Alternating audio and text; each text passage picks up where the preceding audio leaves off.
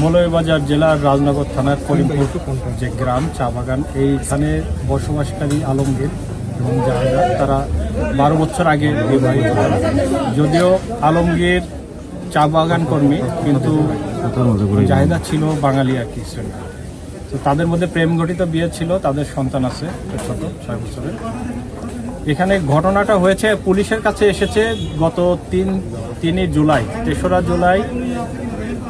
জুলাই এই আলমগীর থানায় গিয়ে একটা জিডি করে যে তার ওয়াইফকে পাওয়া যাচ্ছে না, একটা মিসিং জিডি করে, এবং সে ওখানে জিজ্ঞাসাবাদে দাবি করে যে তার ওয়াইফ দেশে চলে গিয়েছে। উল্লেখ্য যে জাহেদা বেগম বিবাহের পূর্বে বিদেশে ছিলেন, তিনি কর্মরত বিদেশে কাজের জন্য গিয়েছিলেন, বেশ কিছুদিন ছিলেন ওখানে।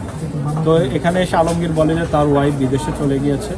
তো পুলিশ পরবর্তীতে খোঁজ নিয়ে জানতে পারে যে তার ওয়াইফের আসলে বর্তমানে তার নামে কোনো পাসপোর্টই নেই। গত 3রা জুলাই ভিকটিম জাহেদা বেগমের বাবার দায়েরকৃত জিডির পরিপ্রেক্ষিতে পুলিশ তার স্বামী আলমগীরকে জিজ্ঞাসাবাদ করে।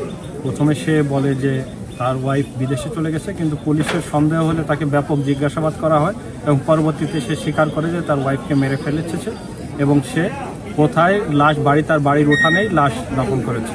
দাফন বলতে পুঁতে রেখেছে। পরবর্তীতে আমরা এক্সিকিউটিভ ম্যাজিস্ট্রেটকে সাথে নিয়ে তাকে তার দেখানো মতেই তার জায়গা যেখানে দেখিয়ে দিচ্ছে সেখানে আমরা মাটি খুঁড়ে লাশটা উদ্ধার করেছি। এই খুনের পিছনে আসলে মোটিভ কী ছিল, কেন এই হত্যা করা হয়েছে, এখন পর্যন্ত আমরা জানতে পারিনি। তবে আমরা ধারণা করছি যে এটা দাম্পত্য কলহ থেকেই এই হত্যাকাণ্ড হতে পারে। ধন্যবাদ। সেগুলো যা দেখাতে পারবো কিনা সেগুলো দেখাতে পারবো।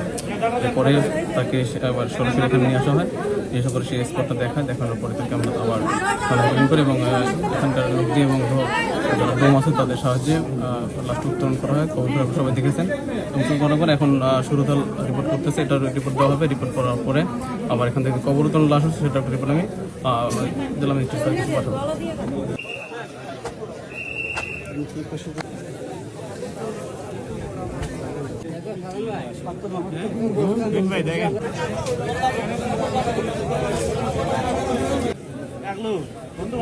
হ্যাঁ